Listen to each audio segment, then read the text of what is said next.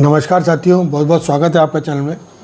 आज हम जिस टॉपिक पे बात कर रहे हैं वो है कि भाई जब आप लैंड परचेज़ करने जाते हैं या भूखंड जिसको कहते हैं, आप परचेज़ करने जाते हैं अपने घर बनाने के लिए या भवन बनाने के लिए, तो आपको दिशाएं तो हम पहले बहुत बार बात कर चुके हैं। आज हम बताएंगे कि आपको क्या क्या सराउंडिंग्स उस प्रॉपर्टी की या उस प्लॉट की देखनी चाहिए जहाँ आप अपने घर बनाने के लिए उस प्लॉट को ले रहे हैं। तो ये बहुत इम्पॉर्टेंट है कि उस घर की सराउंडिंग्स या उस प्लॉट की सराउंडिंग्स या उसका एनवायरनमेंट बहुत इम्पैक्ट करता है एज़ पर वास्तु, जब आप किसी प्लॉट को ख़रीदने जाते हैं अपना घर या भवन बनाने के लिए। तो आज इसी टॉपिक पे बात करेंगे। उससे पहले सबसे पहले आप सबका धन्यवाद जिन्होंने चैनल को सब्सक्राइब किया। जो पहली बार देख रहे हैं वो सब्सक्राइब ज़रूर करें और वीडियोज़ को पूरा आप देखा करें ताकि कोई इन्फॉर्मेशन मिस आउट ना हो। चलिए टॉपिक को स्टार्ट करते हैं आज के, कि भाई कौन से प्लॉट्स को आपको कंसीडर करना चाहिए और कौन से को नहीं करना चाहिए जब आप घर खरीदने के लिए कोई प्रॉपर्टी या प्लॉट सेलेक्ट करते हैं, जिसको कहते हैं प्लॉट सिलेक्शन फॉर बंगलो, या आप अपना घर बनाना चाह रहे हैं उसके लिए प्लॉट सिलेक्शन में आपको क्या क्या चीज़ें ध्यान रखनी चाहिए। देखिए दोस्तों, सबसे पहले जब आप प्लॉट खरीदने जाएं तो आपको ये देखना चाहिए कि वहाँ पर बड़े बड़े क्रैक्स लैंड के ऊपर नहीं होने चाहिए।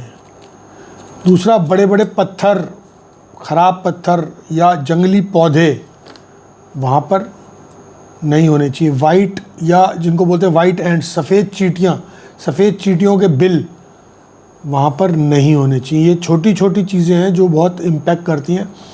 उसके बाद आपको ये देखना चाहिए कि वहाँ पे कोई हड्डियाँ तो नहीं दिख रही हैं किसी प्रकार की, जिसको शल्ले हम कहते हैं, कि वो भी ठीक नहीं होता। हालांकि इनकी सबकी रेमेडीज़ हम कर सकते हैं, लेकिन प्राइमा फेशिया ये प्लॉट्स को आपको अवॉइड करना चाहिए, कंसीडर नहीं करना चाहिए जब आप ख़रीदने जाएं अपने घर के लिए कोई प्लॉट। ऐसा कोई प्लॉट ना ख़रीदें कभी भी जहां पर पानी इकट्ठा होता हो। ऐसा कोई प्लॉट होता है ना, जैसे इधर उधर से पानी इकट्ठा होता है और वहीं बहुत समय तक पानी पड़ा रहता है, उसी प्लॉट से निकासी नहीं होती है या वहाँ पे जमा रहता है पानी। ऐसा प्लॉट कभी भी नहीं लेना चाहिए जहाँ इधर उधर से आके पानी इकट्ठा हो जाता हो, या वहाँ पर पानी इकट्ठा होने के कारण कोई स्मेल आती है या ऐसा कुछ भी अगर दिखता है तो ऐसे प्लॉट को आपको कंसीडर नहीं करना चाहिए। दूसरा, क्रिमेशन ग्राउंड के आसपास आपको प्लॉट नहीं लेना चाहिए। एक चीज़ का और ध्यान रखना चाहिए, जहाँ पर पहले के समय में कोई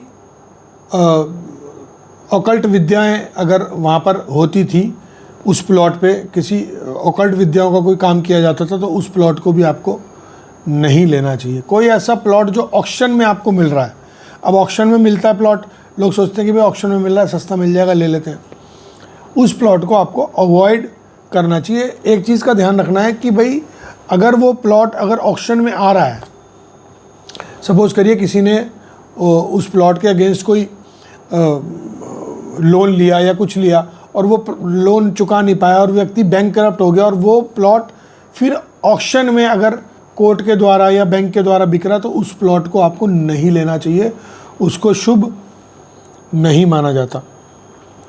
एक चीज़ का और ध्यान रखना चाहिए, जब भी कोई प्लॉट आप खरीदें उसके ऊपर से कोई हाई टेंशन पावर केबल्स, जो बिजली की भारी बिजली की बड़ी तारें होती हैं, हैवी केबल्स होती हैं जहाँ से हैवी करंट पास होता है, वो प्लॉट को आपको अवॉइड करना चाहिए। ऐसा कोई प्लॉट, जो कोई व्यक्ति प्लॉट बेचने के बाद देश छोड़ के कहीं दूर बसने के लिए जा रहा है कि भाई मैं सब बेच रहा हूँ और मैं यहाँ से कहीं फॉरेन लैंड में जाके रहूँगा, ऐसे प्लॉट को भी आपको अवॉइड करना चाहिए।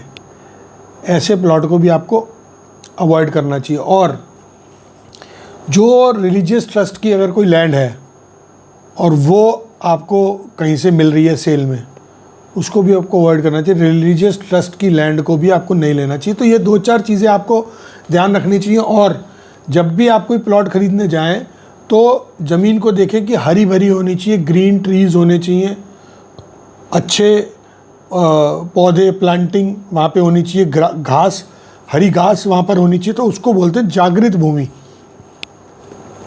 जब भूमि परीक्षण करते हैं तो उसको जागृत भूमि बोला जाता है। तो आप इसको कंसीडर कर सकते हैं। ऐसी कोई भी लैंड जहाँ पर थॉर्नी प्लांट्स हों, कांटेदार पौधे हों, जंगली पौधे हों, जंगली ट्रीज़ हों, है ना, जहाँ पर चूहों के बिल हों या सफ़ेद चींटियों के बिल हों, ऐसी लैंड को शुभ नहीं माना जाता। इसको आपको अवॉइड कर देना चाहिए। तो जो ग्रीन ग्रास, ग्रीन पौधों वाली, जो हरी भरी घास वाली अगर आपको लैंड मिलती है तो वो आपको ले लेनी चाहिए। वो वास्तु के हिसाब से ठीक रहती है आपको अपना घर बनाने के लिए, भवन बनाने के लिए। तो आशा करते हैं आज का वीडियो आपको पसंद आएगा और बेनिफिशियल लगे तो लाइक एंड शेयर ज़रूर कीजिएगा। फिर मिलते हैं किसी नए वीडियो में नए टॉपिक के साथ। तब तक के लिए बहुत बहुत धन्यवाद।